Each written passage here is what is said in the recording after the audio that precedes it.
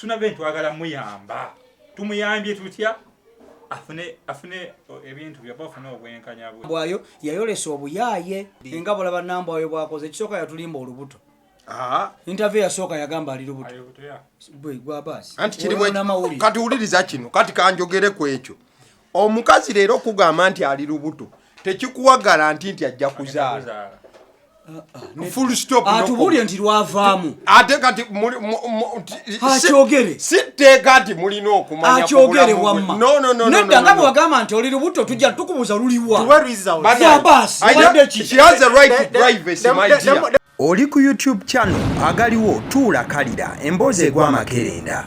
kino tekikyali kyama nti Suuna Bene obukadde 9 maaso awo agenda kubukwata abwe Kamoga property consultant bw'anaamala omuwa obukadde 9 akwate n'obulala 10 abwe bannamateeka abagenze maaso n'okuba nti bakola abakusingura ati ndiye bwani company advocates bawandiikira mwami Suuna Bene ekiwandiiko nga kigamba nti legal demand seize and desist defamatory statements against Haji Kamoga Muhammad mu buufu obwo tetujja kukitwala nnyo but akayinza okuba akamangu. Thus our client Stanley demands a public retraction of the said statements within an unequivocal apology within 24 hours of service of this letter on you. Our client also demands a compensation for the injury caused to his reputation so far, Uganda shillings obukadde 9 and an addition obukadde 10. Yes, as our legal fees payable within 5 days of receipt of this letter. Bawandikira Suuna Bene ekipapula nga alina okukwata obukadde 9 abuweereze Haji wamala akwate 10 abwe bannamateeka bano mu nnaku 5 ng'amaze ofuna ebbaluwa eri dated 24th leero lumu March ekitegeeza leero Suuna ali mu banka ya video eno webale nnyo okumbeera mu future wate mbadde ngenda okwogera oneesooseyo n'obuuza a very important question. Suuna Bene sawa zino wetwogerera alabika ali mu banka ali mu kwata obukadde 9 buteeka ku akaunti ya Haji Kamoga then bannamateeka abanyigire 10 zino miliyoni mbadde nsaba nga tugenda oteesa ku kintu kino tukiteese mu ngeri ebeere ebbali w'amateeka oba eteesa ku bintu by'amateeka ekirala amanya badde ngasaba tetugayingiza nnyo olw'ensonga bankaluwa ziyita naye embeera ya Suuna Bene Nambwayo ne Haji Kamoga tetuli mu bateesaako mu mbeera ya kubagira but tuteesa ku lwa public kubanga weebiri yes ate tetutattana bizinensi yo but tugezaako kulaba obujuvu bwakyo nakozi Munnayuganda aliyo naye ayinza okugwa mu situation yemu ngenda kutandika ne eke there you go Suuna Bene Nambwayo Haji ekyapa kifuuse ekyapa wabula simanyi erinnya lya Nambwayo lyajja litya ku kyapa kya Suuna Bene anti tomanyi naye nge wayina okubaawo era nti simanyi naye atandise okwogera nga investigative what analysis amazima agaliwo erinnya kweriri nze sigenda kubeera nga balala nti ngenda kuwagira nnyo Suuna Bene kyenjagala Suuna Bene akole kakkane omusajja amugenda empola kosi nga atagulangako ttaka yatamanyi ekitegeeza olaba ani aba agenda empola Suuna Bene agenda empola agendere ddala mpola oyo omusajja asobola n'omutwalako ettaka eryo kosi nga togulangako ttaka olaba ekyapa kino bakuyita baasi n'oleeta ekyapa nga esi teriiko basobola okubbako ettaka eryo kati in this situation nti Nambwayo ali ku kyapa ekyo ekyafulumira ku Lands Board kibi Suuna Bene gyali so Suuna Bene kyenina omugamba kakkana ebintu bino bijje mu mawulire bave mu kusudiya mpulira abantu bali okwo ku TikTok bakusudiya oli omusajja yalina ekyapa kyo bane twogera amazima tuve mu kusudiya omusajja lwakuba munnammwe titukola naye Suuna Bene waffe media fraternity tumulwanirire mu mugamba amazima abamulwanirira tebalina yadde akajiiko k'ettaka nkubuulira amazima ng'omusajja akyalina ekyapa kyo nga kiri mu mannya go n'omukazi biralamu. Singa oyo omusajja abadde alemedde kyapa kya Suuna Beni,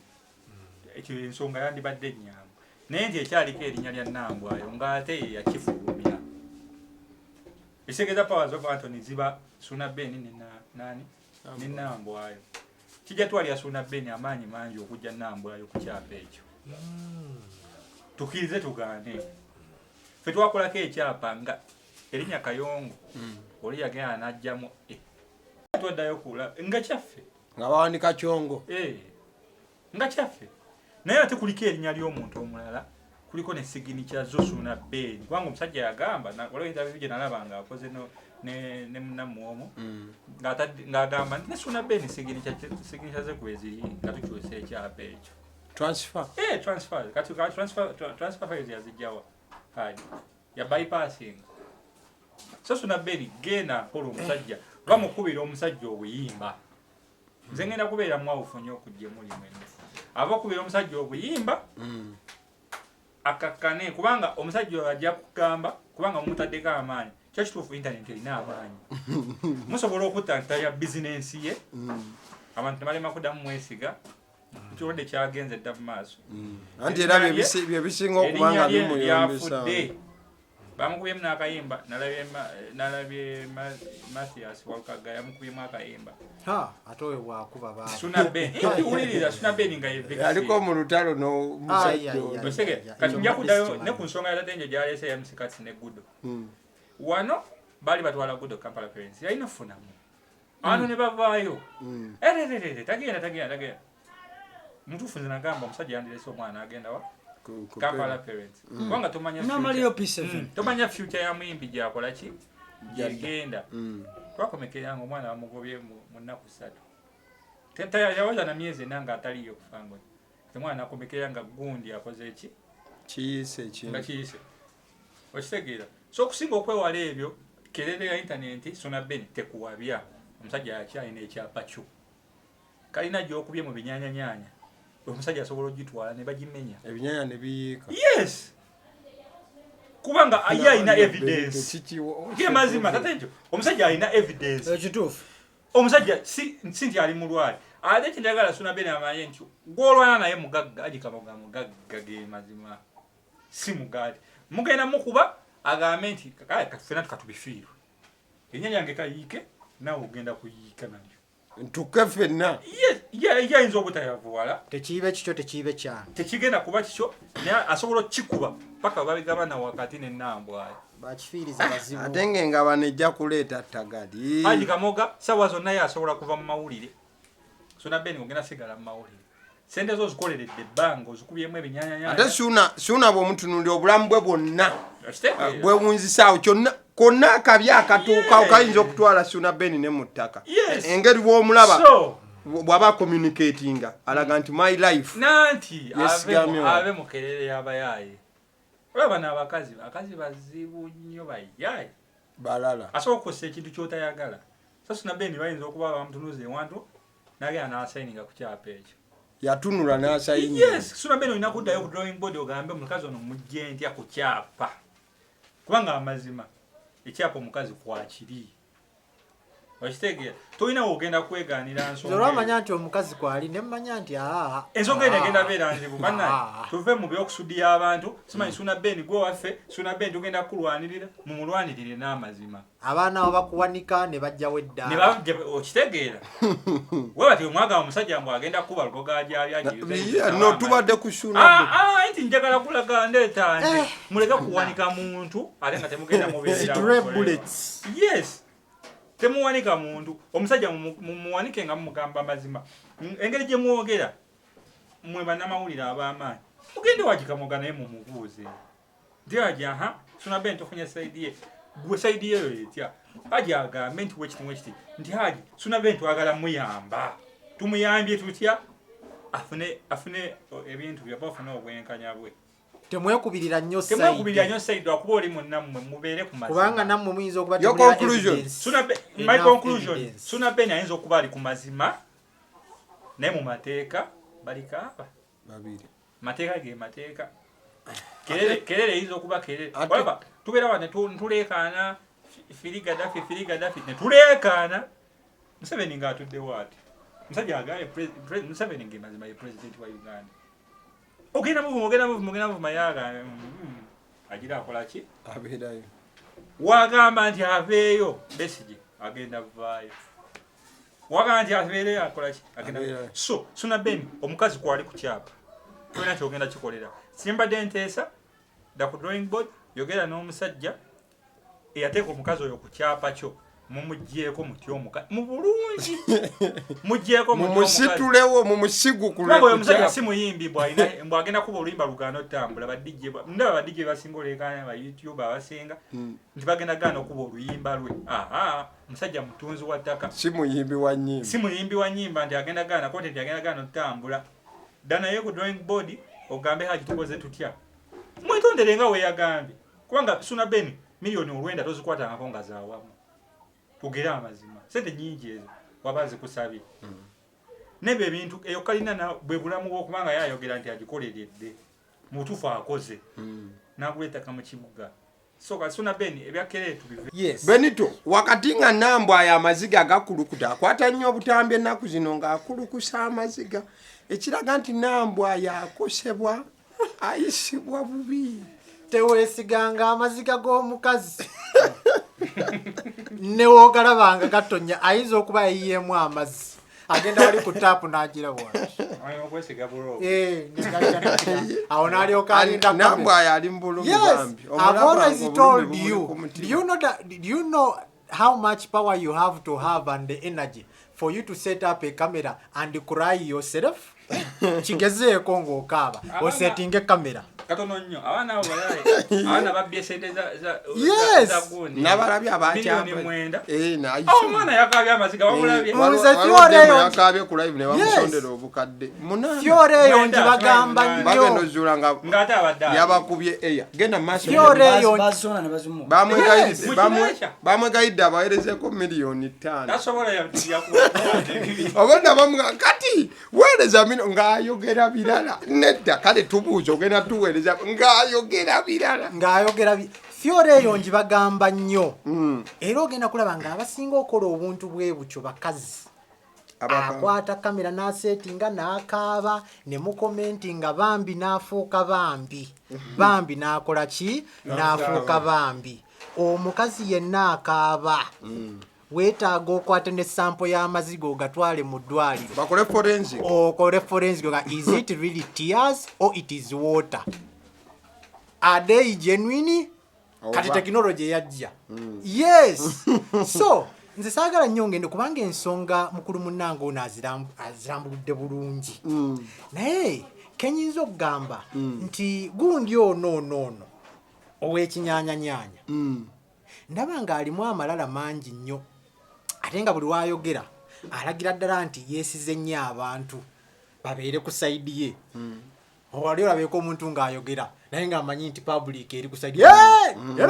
nga Moses Nsere bw'atunulako emabega bw'atunula eno bw'ati kati namwe kati yoyo kati DJ amalala olina mangi and you know these entertainers they have never gone to school nabagamba nti music taliimu bitabo n'omwana omuto bw'aba yakazaalibwa atandikirawo okuyimba akayimba lwakuba mwe temumanyi ali mu sitanza mmeka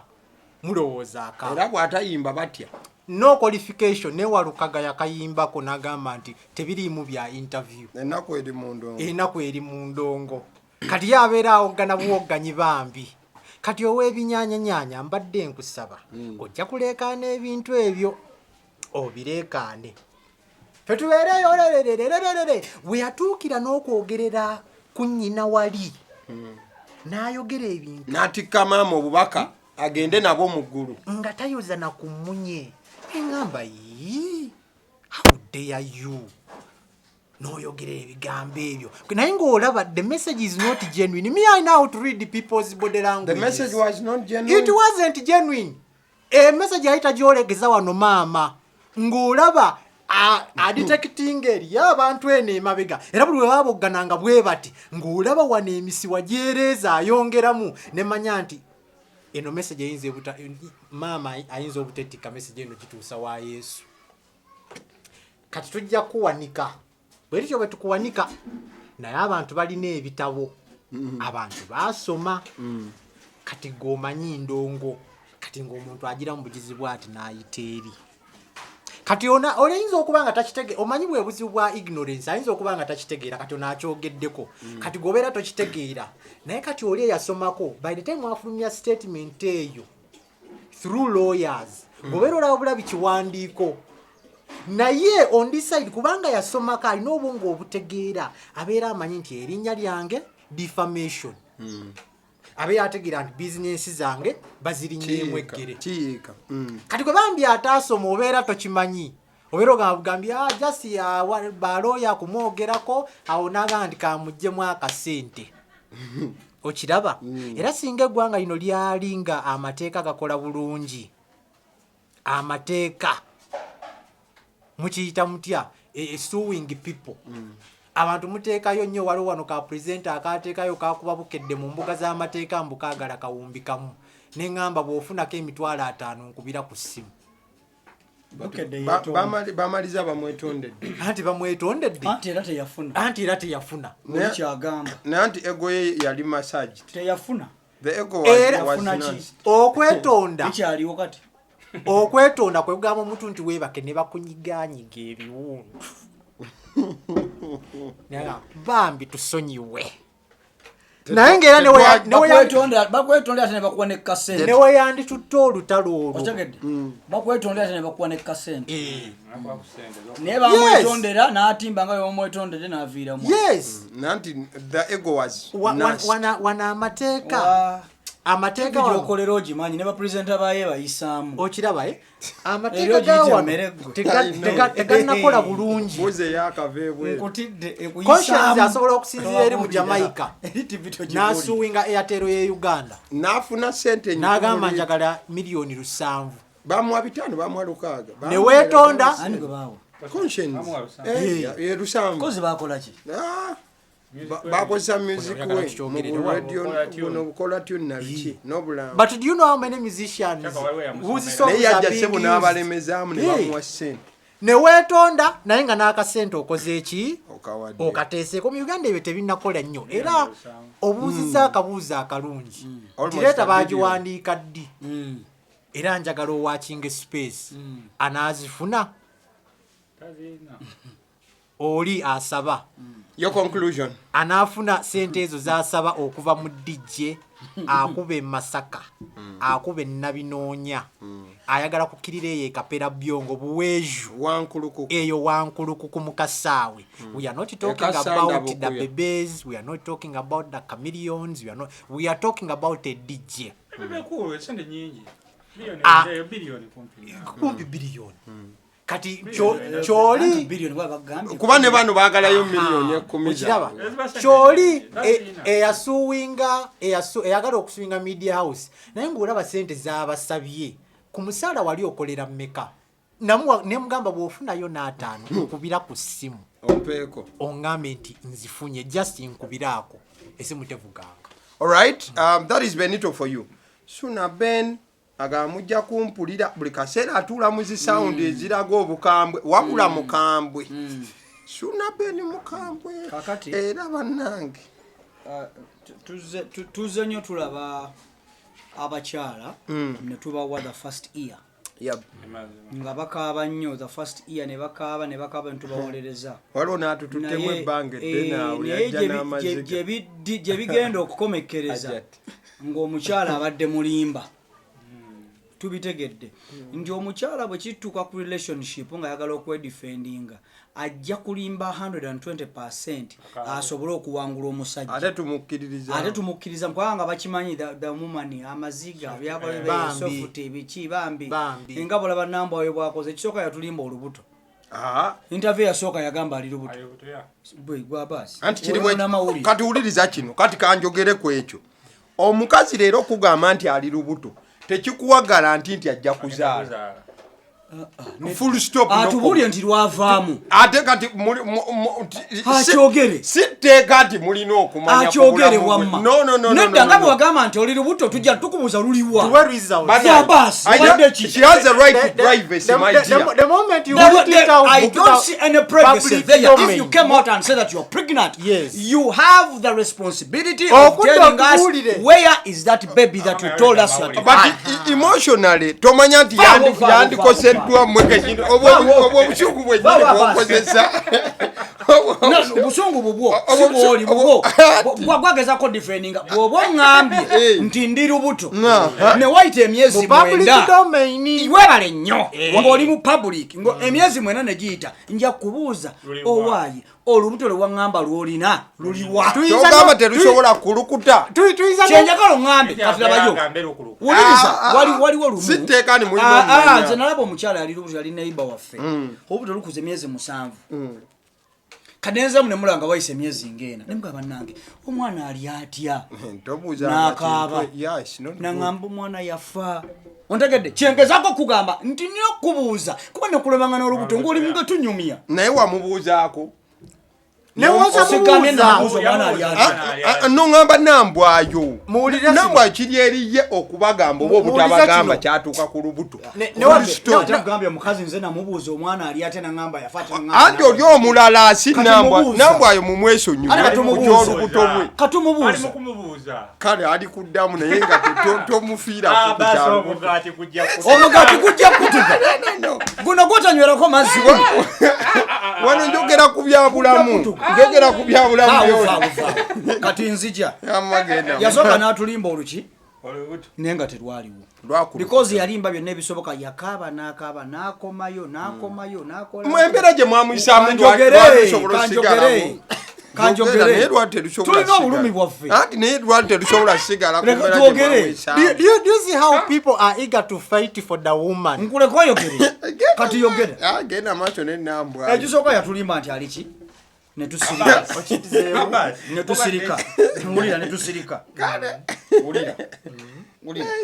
kyetulina okumanya kiri kimu nga bwe mbagambye nti obuziga bwonna twabuwulira bonna tubulaba n'akaaba n'akola atya naye Suuna Ben nno ayogera ku kintu kimu kiki kyapa tayogera ku nnyumba agamba omusajja yakwata erinnya lya Nambwayo n'aliteeka kuliki ku kyapa kyange nga go ge mazima nti waliwo olupoolaawo waliwo olupoolo egenda mu maaso kubanga ne risiiti ezasooka zaali za Suuna Ben kati ono ava atya ate najja kuki That's a question that is yet n'atuula ku kyapa bulamba bonna Nambwayo bw'aba yagula seminti tizoka abakyala batuzimbiddeko ku mayumba sobola okujja n'akuzimba nagamba mwami wange ninayo obukadde bwange bubiri katugule amadinisa nazikuwa n'agagula tizoke naye nga ku ttaka takola ki kitegeerekeka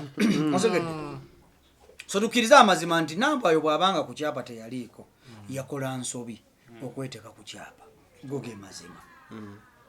ge mazima tujja kumuwolereza tumuwoleze tukole tutya naye nga amazima gano Nambwayo yayolesa obuyaaye omanyi you need to pay attention to what they call details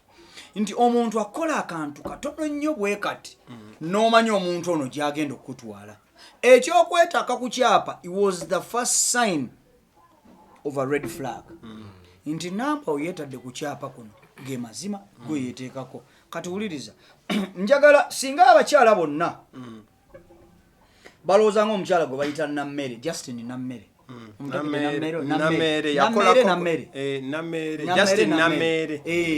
mugende mumubuulize nnyo ebigambo byayogedde ku bya Nambwayo biragira ddala nti waliwo olupoole nnene nnyo nnene nnyo mu bintu bya Nambwayo bye yakola era you watch the space tetugenda kwogera kubanga ffe tetubitegeera nnyo ebya forensics ebya lisiti bakebedde ng'omukono guno gwa njawulo tetubitegeera anti kyetulina n'okumanya wakati mu baluwa eno yawandiikiddwa omukulu Kamoga singa Suuna Ben takola bye bamugambye this was an intention to sue right if Kamoga goes ahead to sue Suuna Ben this is going to be the benchmark of whatever that has been going on nzija nti tunagenda olaba mu maaso awo ng'omusango Nambwayo gumumezze singa bino bye tuwuliriza biba bituufu Nambwayo yegendereze ekyokubiri inzikiriza nti omukulu oyo ayinayo emisango gy'amataka ogutali gumu ogutali esatu sijja mwogera nsuubira nzikiriza olunaku lw'anaalinnya mu kkooti bw'ati eyakubye si gwe kuba gusoose ontegedde olunaku lw'anaalinnya mu kkooti bw'ati waliwo bitugenda okutegeera birutategeeranga ekyo kyo ge mazima buno buba bunabbi yadde yasaba yadde olunaku lwe banaalinnya mu kkooti waliwo byetugenda okumanya bye tubadde tetumanyi kubanga lwa abantu abalina olwedde obusungu bwabwe ku muntu omu abandyagadde esitawo zino kaalinnye mu kkooti naffe kino kakiveeyo omanye ebiseera ebisinga nti kkooti tebeera feya amateeka tegali feya kyovula bagamba nti bumala olemererwa bwe muwala okukola ki mujje because bakimanyi nabo nti tuyinza osalawo mu ngeri etali feya kubanga ebiseera ebisinga omuntu omukyama aba n'obujulizi bungi okusinga omuntu omutuufu bagamba mumale kulemererwa kabeere traffic egamba muteese naye bwe mulemererwa mukituwe tubalage enkola era ebiseera ebisinga owa booda avaayo nga ye mukyamu kuba ye wa booda ne waba mutuufu atya abayogera kyobola bw'oba mmotoka wabanga yakonye wa booda mu bukyamu owa mmotoka agamba tugende mu poliisi traffic owa booda ng'emukwatira wabagenda otuuka ng'emmotoka egula bu booda 17 kyenabagambye nti ababooda empisa bazivaako tebakyabafaako balina ekkooti yaabwe ezitulirawo kuba bakimanyi anti bampisa mbi ne poliisi yabavaako kyenkugambye katuwulira wulira ekintu kino ekyapa kyeki nzala kuddamu ono omwami ekyapa kyeki sebo ekyapa kyeki bwe bulamu kati ogezako okundaga nti nno ekyapa kyo bagenda kitwala wegendereze kembadde njagala okuzza si bwe bulamu omwami ono wabanga sooka ompuliriza ojja kunzamu nga mmaliriza ekyapa ne bwe bakitwala it is not the end of life yogera tulabe bangi bafiiriddwa ebintu bingi nnyo mu bulamu buno tufiiriddwa bamaama baffe abantu bafiiriddwa bataata baffe naye katumaliriza ojja kujja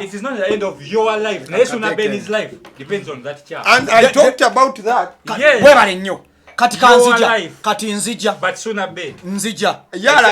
buli kimu kiryawo kati nzija njagala okuzabako abantu abeetuga olw'ettaka nkwagadde nnyo kanyongereko katono omuntu afiiriddwa maama owuliriza mwami saagala nnyo kuntema kirimi sina kunnatema kirimi lwaki ebigawo byenjogera bibakosa nnyo owuliriza katono olabayo nze saabanyezema nze ndi naawe lwaki byenjogera bibakosa nnyo nze munyingirira era simanyi lwaki batuyingirira kano katono omuntu afiiriddwa maama we naye omuntu waapoozingira obulamu bwa nnyina oba okufiirwa nnyina n'ayisaawo ekisonga ekira ensonga eyo gitunuuliranga bapoliticians nga bava ku mufu ate baba abanyaabwe kyekiba kibalese kale muwulirize mumpulirize bulungi nnyo kati Suuna Ben njaga okubulya ebigambo bino ekyapa naye ennyumba eri kwawo si bwe bulamu si bwe bulamu bwo Suuna Ben obaddewo wulira Suuna Ben obaddewo nga tonazimba nnyumba tonakola ttaka Suuna Ben onaabonedde Masaka ku Equator we banzaala obonaaboneddewo ng'ozunga n'ebiteepu Suuna Ben obaddewo nakakankubuulire Suuna Ben obu si bwe bulamu Suuna Ben tulabye abantu abafiiridde abali mu kufiira ku oxygen nga balina billions and billions of dollars and the $1 billion could not even save their lives. Lekera Nambwayo do not even attach it to your life. Uliriza tochiteka na kubulamu bwo inti no eyo taka tetuganye it is prime land taka ya bei ennyumba nnungi nnyo naye mukulu wange Suuna Ben. That is not the end of life. Si bwe bulamu babogera echapa oh my god guys temutukuliriza nyo musibe bulamu ne batukuba olwapa olwapa ne batukuba naluba kati muliriza kamali gundi nkyayogera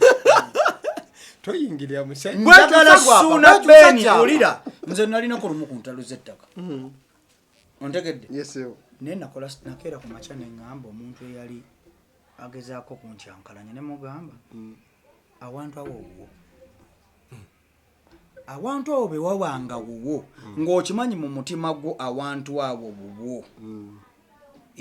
njagala onziremu ebigambo bimeka nti wange oba si wange bw'ono ŋŋamba nti wange sigenda kuddamu kukunyega kigambo na kimu ŋŋenda kutambula nkuviire mu ttaka eryo naye bw'oyogera nti si wuwo sikulaba n'ekigere ne kimu ng'olinnyeewo kati nkubuuza twali bangi mu lujjudde ne mugamba kati nkubuuza ebigambo bino kuba nali nkooye nga Suuna Beni era nja omuwa ebigambo bino nali nkooye ne mugamba kati nkubuuza anti mugamba kati ne mubuuza awantu awo wuwo oba si wuwo nenseka ne mugamba taking obudde bwo kirowoozeeko ne mbagamba abantu betwali nabo mu lukiiko asobola otwala essaawa namba asobola n'otugamba nja kibaddamu enkya tujja kudda atubuulire naye tumuwa olunaku lumu tetujja kutwala mwezi tumuwa olunaku akole ki atubuulire ffe tubiveemu tuyimirira ne tulinda dakiika emu n'afulumamu nanywa n'akomawo naŋŋamba awantu awo si wange ne mugamba kati siddamu okulaba ng'osaalimbira mu ttaka lyange okyogedde kaatu teyadda kati Suuna Beni awantu awo wa Nambwayo oba wuwo ate ekyo ekibuuzo balina kibuuza Nambwayo webale nnyo twagala kumanya kati kankubulire batubulire Nambwayo yagamba waffe batubulire amazima ga Katonda Nambwayo kati wuliriza olaba Nambwayo wulira Nambwayo omukulu yatuganya okumuyisa mukama Nambwayo omukulu ne Suuna Beni abantu bano basatu obalaba bamanyi amazima era yazanya emizannyo egy'ekisiru yemanyi nti nazanya emizannyo gy'ekisiru nensiga mu mukazi ono empisa embi ne muteeka ku kyapa ky'omusajja bwekibanga ddala kyagituufu emizannyo bw'aba yagizanya akimanyi bw'aba teyagizanya kyova olaba nti tuli mu kutiisibwa tuleme kwogera linnya eryo ate awo obanga asaze ate nsaze ekyo tuli mu kutiisibwa tuleme kwogera linnya eryo kubanga tumanyi bwe tunagenda mu maaso ne twogera tujja kujjayo bingi nnyo nti waliwo n'abagenda okujjayo amazima bwe bangatandika okugogera bijja kati we have to silence them temwogera mujja sasula miliyoni 9 ontegedde kuno kutiisatiisa bwe tubanga amazima ga Katonda mu kutumanyi nti no ndi ku mazima lwaki nkutiisatiisa ne nkugamba gonjogera kugenda kuba mu kooti ompe biliyoni ya sente lwaki bwe mbanga nze njogera mazima nga ndiddeyo mazima leka tugende bugenzi mu kooti tusootinge ensonga zino mu mazima gaayo nze nkimazi kale thank you so much tuveewaawo wetudanoza tugenda kozesa eddakiika 5 obudde bugenze tugenda kozesa eddakiika 5 kale we bwazibidde olunaku lwejjo nga waliwo era ekibaluwa ekira ennaku zino wiiki ebaddemu ebibaluwa tobala okuva eri Kamiri kyeyawa munne mbwa Kamiri akyaganya osonyiwa omuwala kale nga tuvuddeyo eyo waliwo ekibaluwa ekirala ekyafulumye ekibaluwa twabimala muleke bebakulu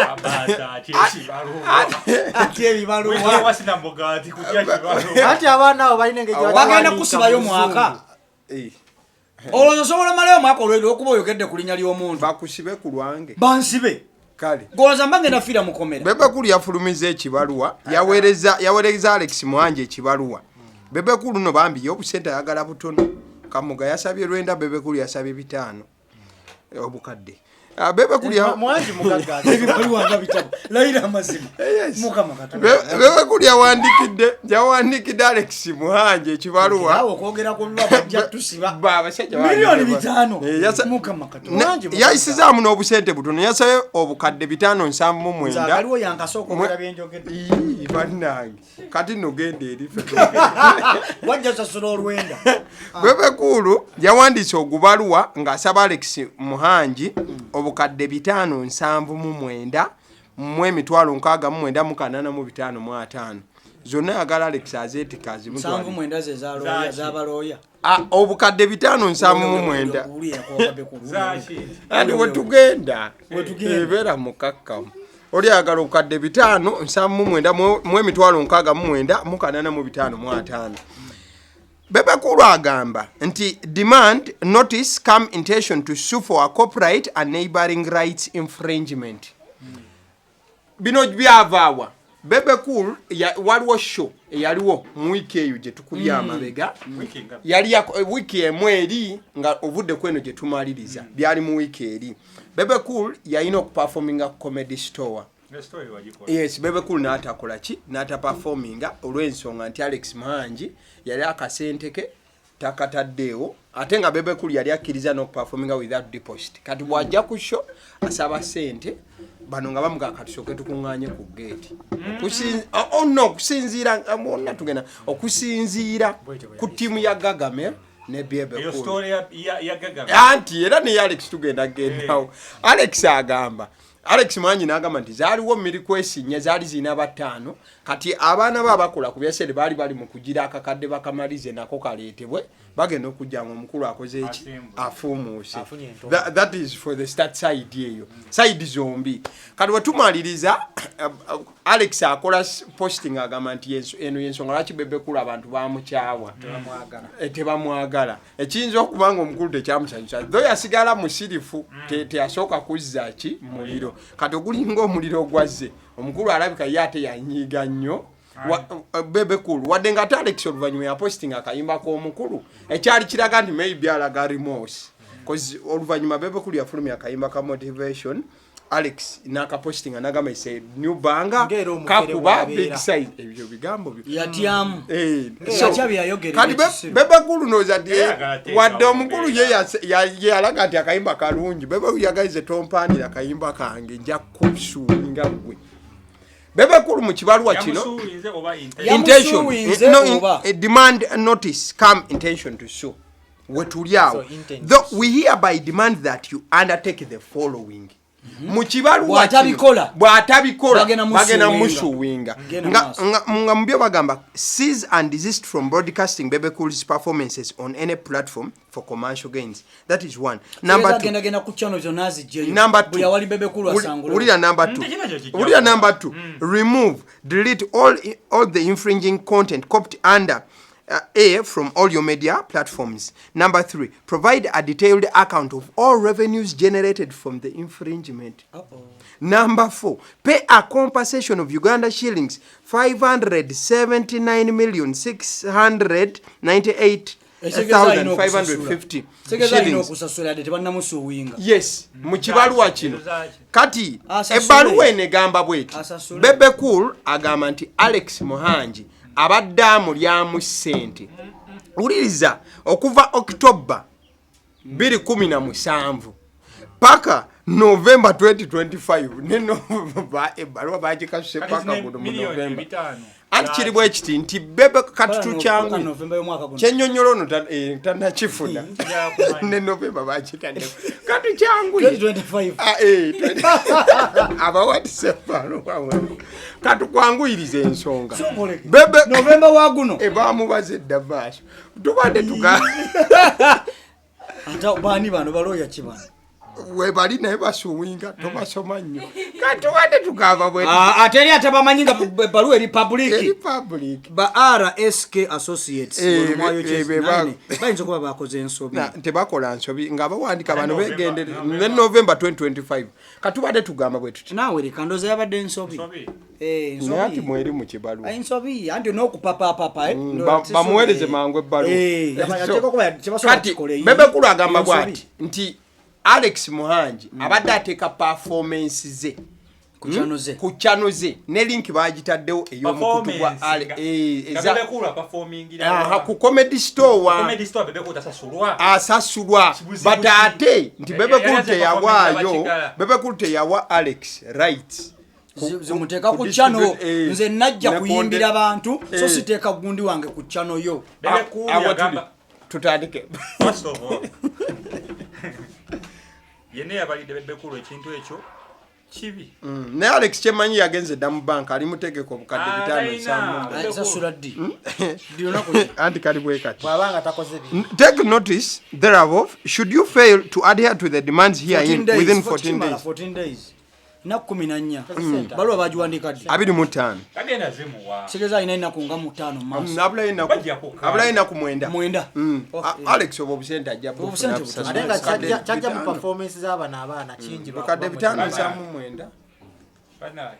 yadde mwagala nnyo omusajja ani gwe twagala yadde mwagala nnyo big size naye okukuba kunyigiriza anyigiriza omunaku gemazima story yonajua Muhangi si munaku sebo ku Bebe Cool omanyi sente zajja mu YouTube channel Muhangi ndani zo kubya Muhangi Muhangi abaga omanyi sente YouTube ba YouTubers bano sente ze bambi ka Muhangi akanaku ampesa mission yange kale ka Muhangi akanaku ekisooka weka Bebe Cool buli yagenda ku comedy store yasasulwa ekisooka Bebe Cool in the first place teyateka wo mateeka age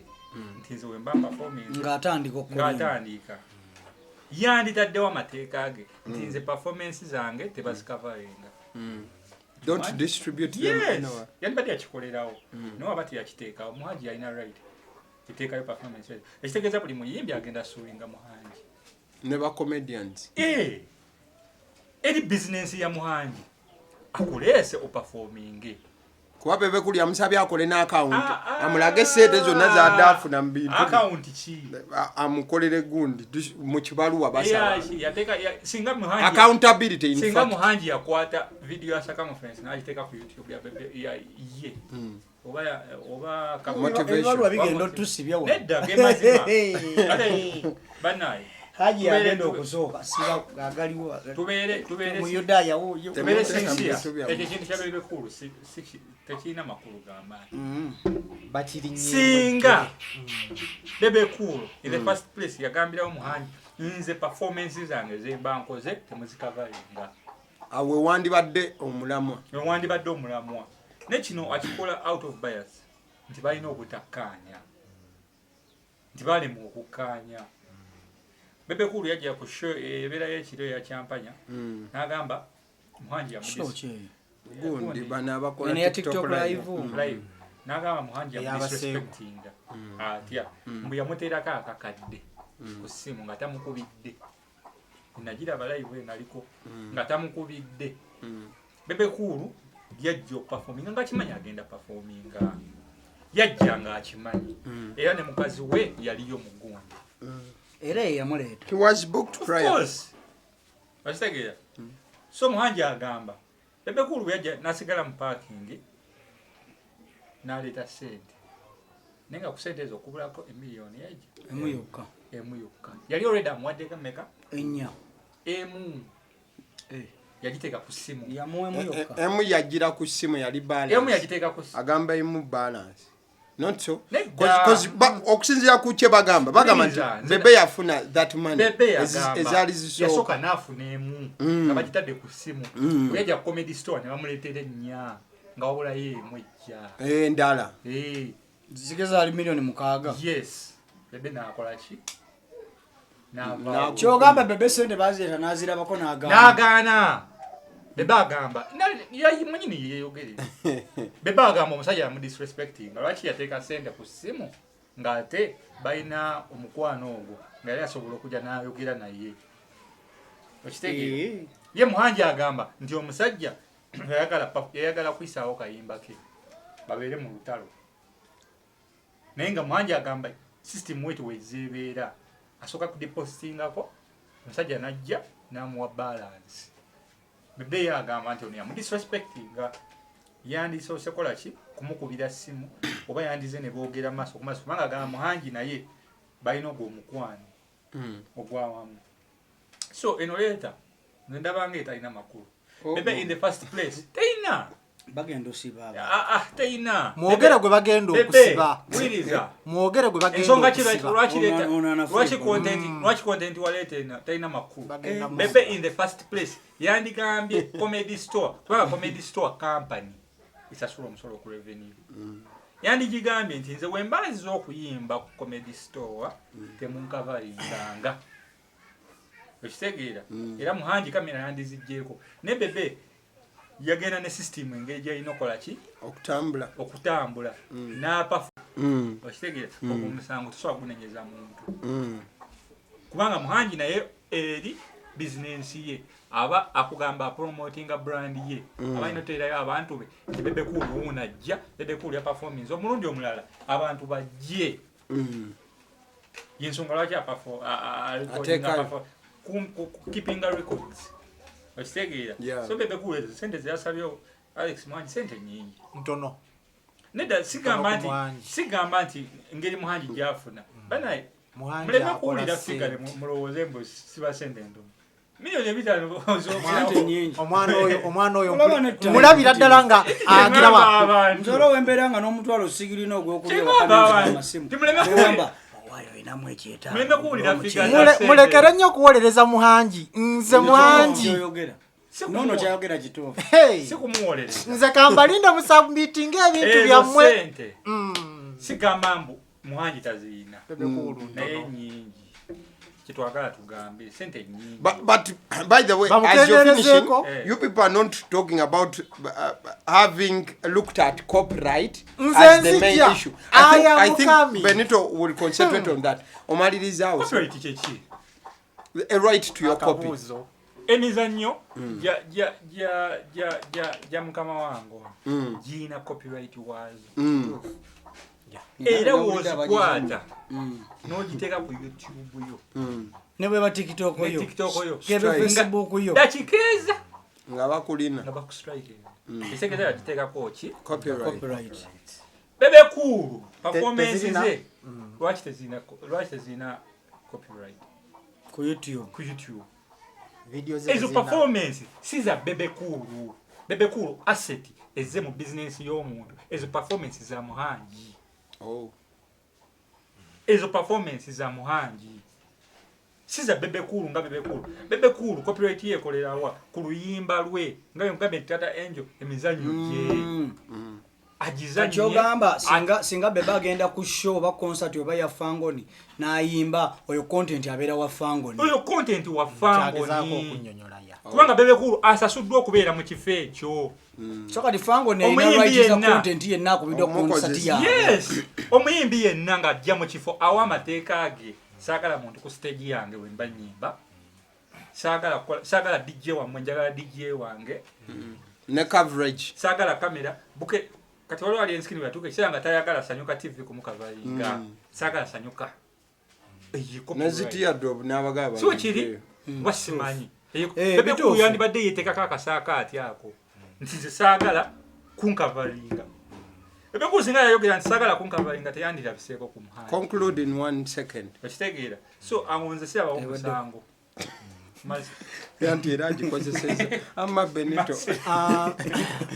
ndowooza ngenda kavalinga ekintu kino mu bintu bibiri era njagala tubuze ekibuuzo ekiri appropriate. Ekibuuzo kye tulina okubuuza especially nga tuli ku bantu bano abategesi b'ebivulu. Ekibuuzo ekiri nti twagala nnyo okuteeka akazito kw'oli lwaki amateeka teyagalambika mu butuufu baago mu ntandiikwa. Omutegesi w'ebivulu ye yagalambika mu ntandiikwa. Alex okategedde nti nja kuteeka tubuuze Alex nti alina dokumenti ya comedy store gye basayiningako nga tebannasomako peegi ezo 6 content gwotuwa agenda kubeera nga waffe ngeraga nti waffe 100% kuba nze mbirabyeko noga nti therefore as here we are hearing and therein sajja every performance dance clip every utterance that you make on this platform stays material or it stays okay content wa company an asset of kubanjirabyeko ebbanga ddene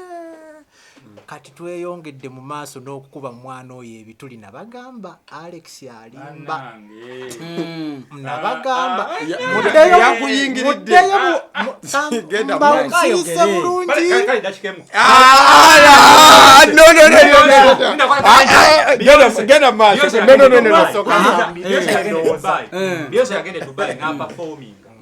mukuperforminga era nemukavaringa nagamba content yo etamwagala abedubai ne bagamba tukuwadde miliyoni 2 kitegeeza content yo yenna aba waffe. But did Beyonce sign somewhere in accordance to that? Word of mouth. No word of mouth ekola mateeka but to some extent yabagamba nga shwewedde nakumama ine bi content byamu yabagamba biwedde singa yabagambyawo mu kusooka nti bana content yo tetukola ki simwagala bandi ne sente zo tebandi zimwadde miliyoni aga kozi n'abalooza bagenda kufunamu yabagamba teyaga bali code bwe bamala nabaga teba distributing a content but ate nabo balabika basasula bamana bam distributing and basasula in a spirit that this amount tujikwa naffe tujjafuna na posting tujjafuna gena maso Benito ngezaako kubaddira era manyi lwaki njogedde ekintu kino kubanga ebintu ebimu tubyogera naye nga tuwaayo abavubuka mu mikono gy'abali ake n'abakumpanya njagala nnyo mugende genda when you're silent yimirira ku miryango gy'abasasula abaana bano okuperforminga toyogera kintu just yimirira awo olabe the conversations that happen behind a curtain manyi nali wano ne mbagamba nti obuzibu bwa Uganda eno we know the art the problem we don't know the business of the art. Yeah, you've talked about that quite a time. The banga dene nembabuuza epasi yeka yagezaako okulwanyisa ekintu ekyo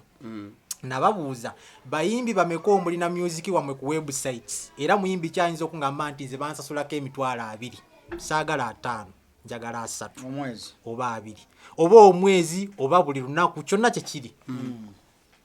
naye waliwo obu website. Remember where you got it from. Mpozi kano kali wekati ne bateekamu burans naye nga oli abeerawo they are riding on sympathy and fame. Njagala nnyo ogende behind curtains owulirize conversations how many people are stepping on stages and being taken advantage of. Kati twagala tubuuze bano kubanga bo they hire a bunch of artists. Twagala tubabuuze do they have appropriate contracts kubanze nali nzirabyeko mu bifo ebimu ne bakugamba waliwo ka section nti media oba kyonna kikiri kyetugenda okukwata muno tukirinako obuyinza na wano na wano era ne bakuwa bwobanga tosobola kusoma nogamba let me forward the document to my lawyers. But remember ku advising. So Bebe Kulu kyakola kituufu. The problem nti mwakikoledde is acting like an international artist. Ate wano tetuna kitegeera. Ono tebikola. Okiraba is acting as an international artist. Kubanga gogenda no performinga olaba abaana kati olaba ne ba comedians nyizo okubogerako wana amanya nga temubamanyi. We can talk about Dave Chappelle n'abalala. Bwagenda okurecordinga gundi oba ateeseeyo ekivulu tebakkiriza kukikwata na simu. Yeah, bivulumbira byeko bingi. Era kati bakwata amasimu osula muli essimu simanyo baziteekako biki. Nakuzina amasimu balina bibagatereka. Kubanga content oyo simple because ne comedy shows okusine shows mu America stand up comedy. Chobola bezaffe zinafuwa nnyo. Shows zaffe. Ezinafuwa nnyo lw'ensonga omuntu ajja ku Lwokutaano n'akola comedy one. It's just mariachi. Kanjogere ku mariachi. Nayogera ku bakazi abakunama and all that. abantu ne babikwata ne babisa kuki ng'ate bw'agenda embaala alina okwogera ku bakazi abakunama ku Saturday ku Sunday n'agenda eggulu n'ayogera ku bakazi abakunama kati agenda otuukayo ng'abantu baamanya dda ku bakazi abakunama kuba baabalabala badda ku busimu obwajja mu sheya sooka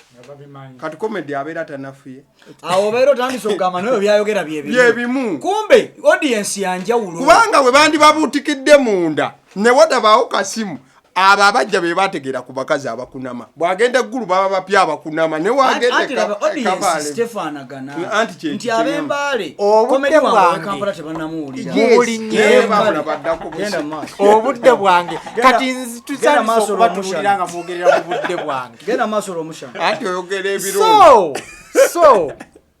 ebintu bino njagala nnyo twebuuze ba comedians abali ku comedy store babasasula mmeka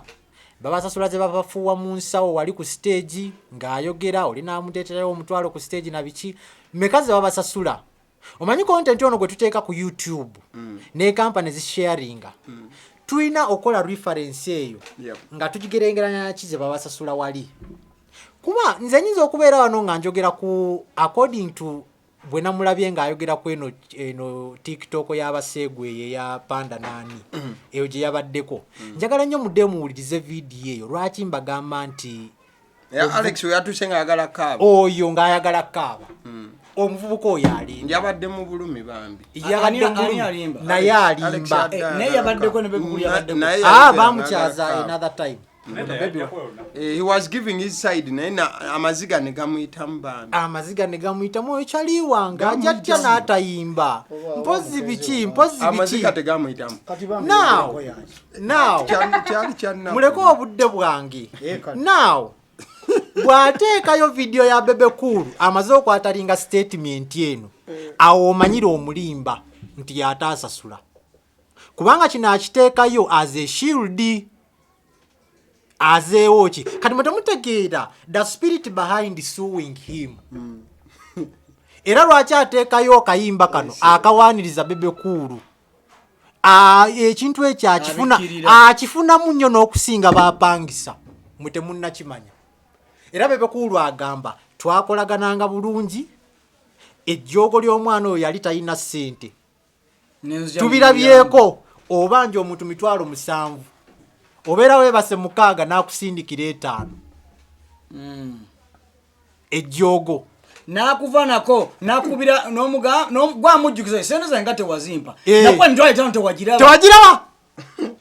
mwebaka mutya okalabye akantu ako akusindikira ku namba nga teragana waliwo muaguriyinze tonamala kwaguriyinga naye nti ojja kunsooka onsindikira 5 yene yeeyunirizaawo n'akuteerako akakadde naye nga obadde mugamba nti performance yange ya ssente bweziti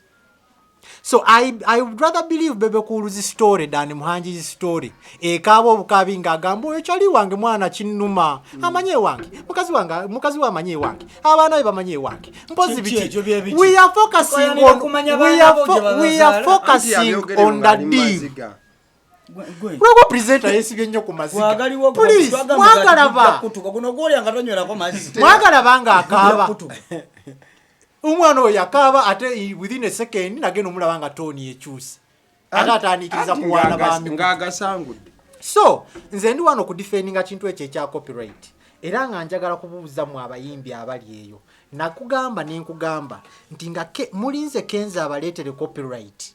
bw'obanga gwazani individual you can't fight for your personal copyright government eno newe nakuteerawo copyright ebyo byolowooza nti ogenda gaggawala mu art wo nga you watch as people are uploading your content taliiko copyright ofulumya oluyimba naye olwokuba oyagala kabampaane kabandabe nga golooza nti kenzi bwe banaagenda wali mu parliament ne basayininga copyright nakibagamba kati Bebe Cool lwakuba yayogerera on an international level naye ng'ekyo ekintu kikyamu nnyo kubanga ne studio erina okusayiningisa somewhere olabe kiki ekigenda mu maaso naye olw'okuba ogenda kukola comedy bakulabe bakusasuddeyo 5 leero jangu kamanyi n'obbagamba ndowooza leero ninayo 7 mwana jangu okole ki but it is the same common talk gye bakolesa abaana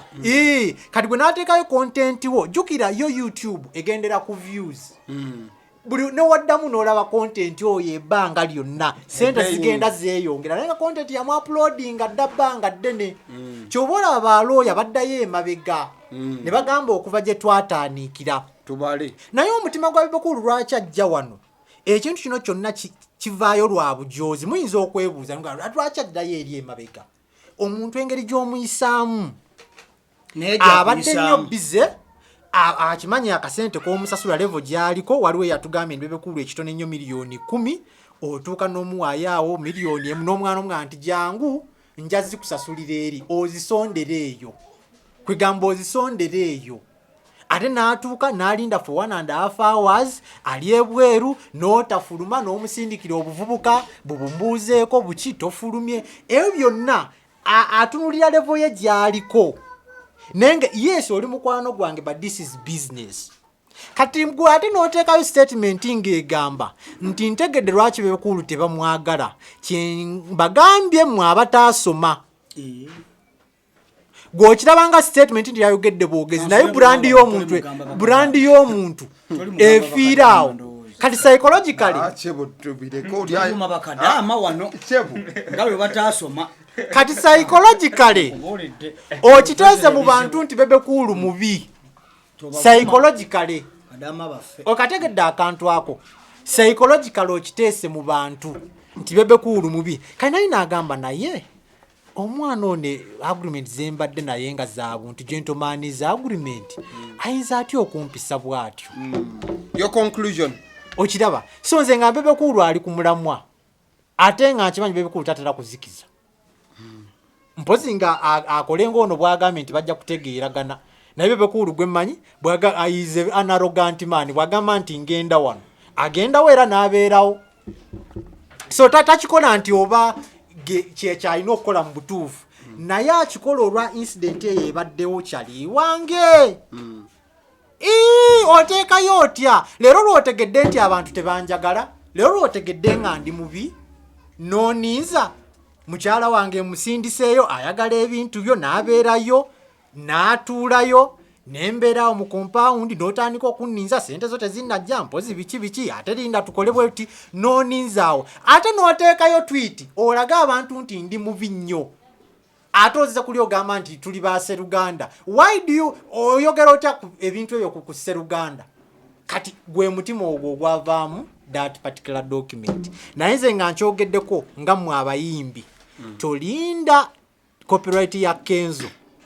gwe what have you done for you as a person protecting do you know nti osobola ogamba nti ekitabo kino nakiwanika naye nakisanze ku page ya gundi n'obaayo obaaba bali ne basindika ekibaluwa kiba kuntumye olw'omulimu gwe naga nti musasule bweziti but you are on fame mwagala nnyo okubalaba ne mubeerawo ate ne mutukaabirira omugongo gwalwadde ensigo tezeegatta mpozi njogera ebitakwatagana eddogo mu nnyambe ne tusonda ssente naye ng'okubye music yali wano abantu bamu uploadinga ku websites for free do you know that once those websites get a lot of traffic these people are earning they are earning a lot all right techo kali tatenjo Bebekulu Alex Mahanji legal action taken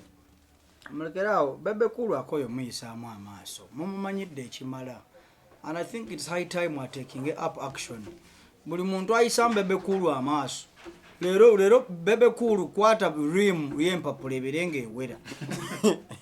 no ge mazima mumanyidde nnyo Bebekulu n'ekyuma ekikuba empapula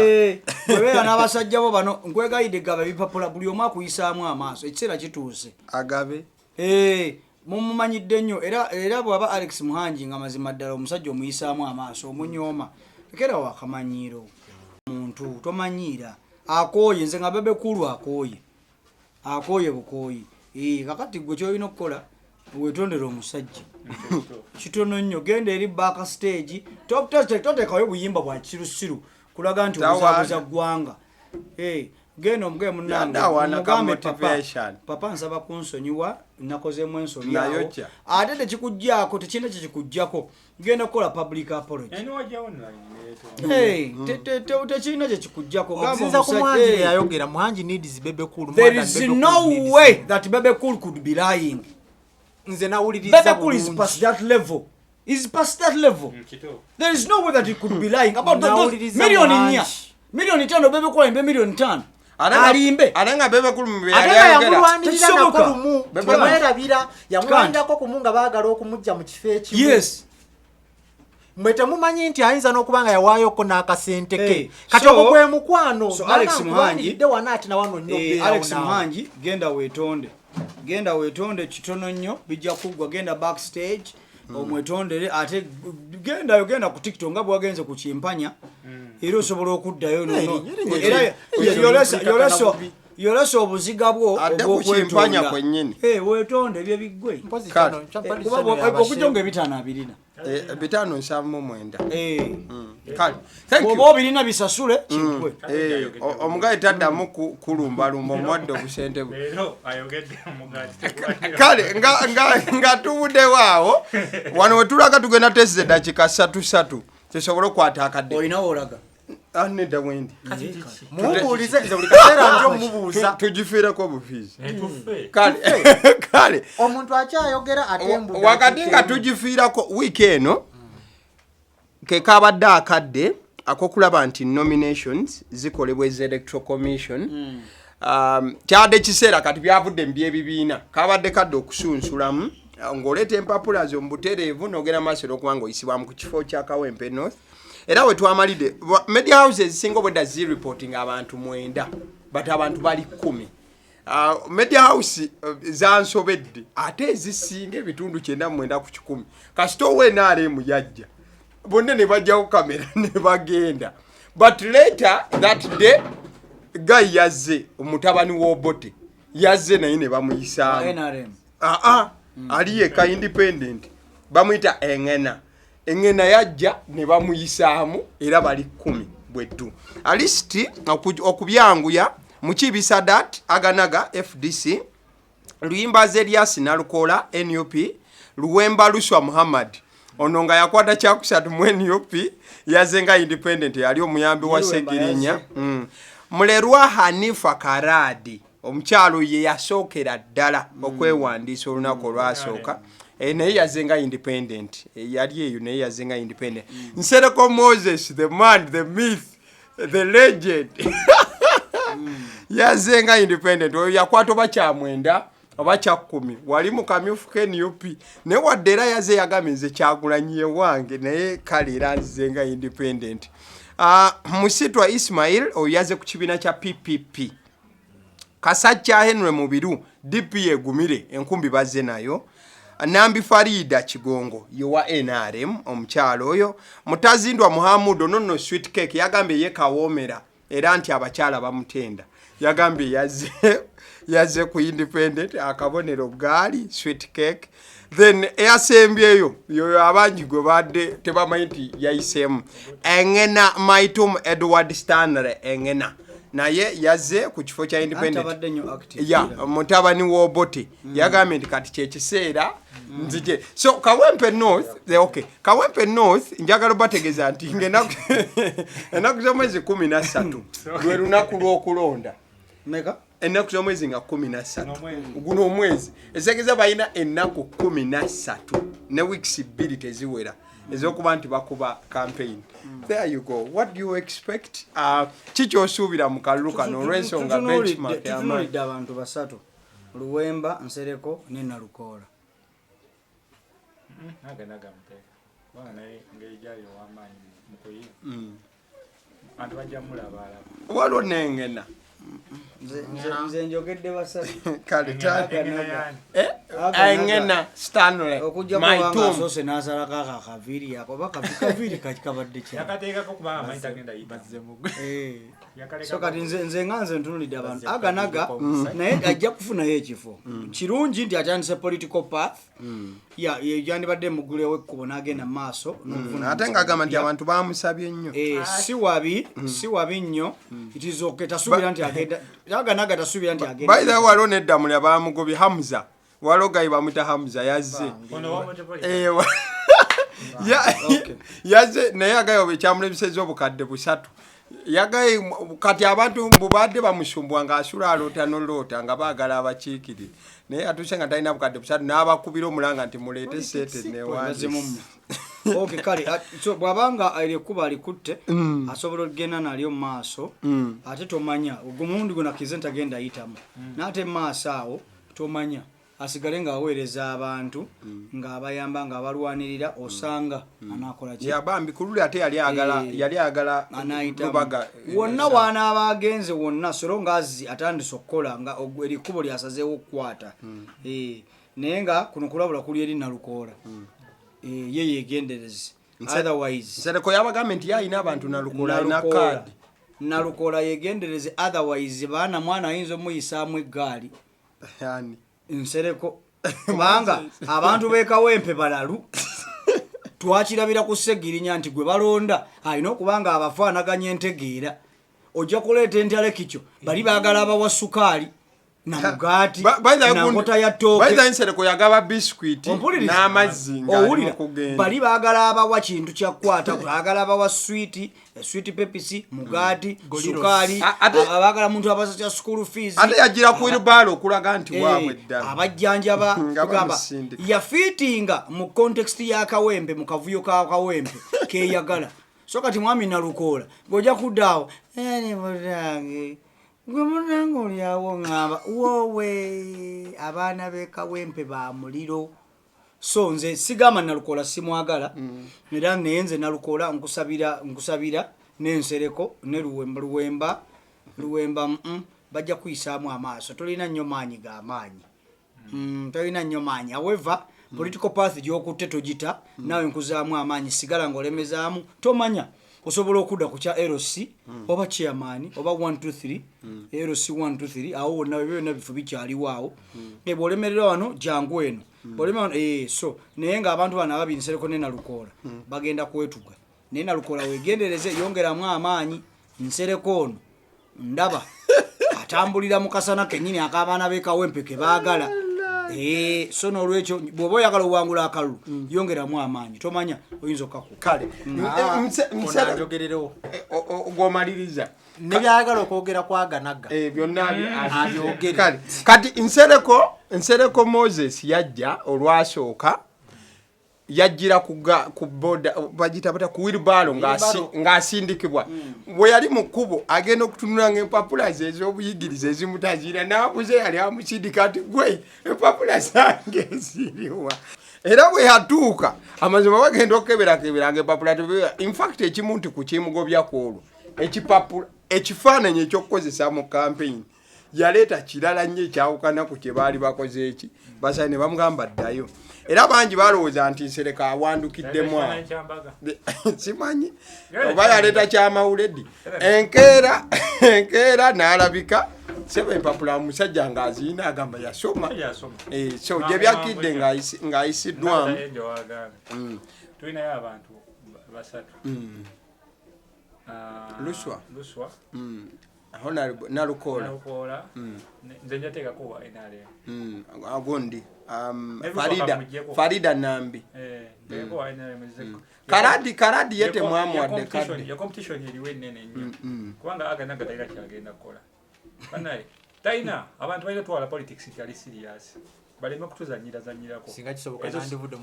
ezo sente uliriza ezo sente zebabawa mu parliament njagala abantu bakitegeere ezo sente zebagamba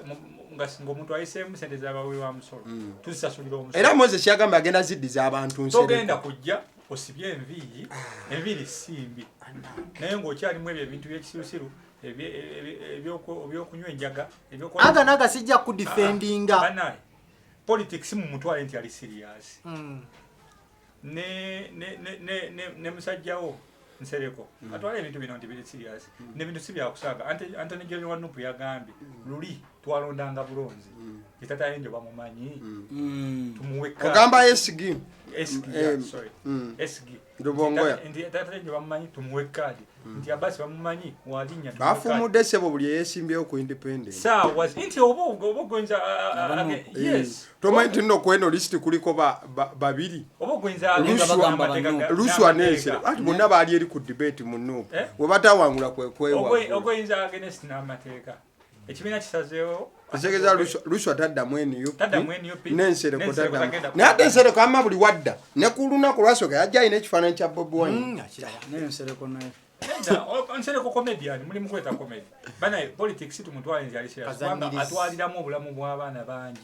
nalabye amagye gakuba abaana kuboko so bino ebintu mubitwale nti biri serious temubyetamu okusaaga era embeera yali nzibu nnyo weekend abaana babakubi ne munnamawulire amanyiddwa nga Miracle Ibra ali ku kitaana in fact agenda kolebwako sajjare lwa bintu ebyaliwo ku lunaku lwa Nalukoola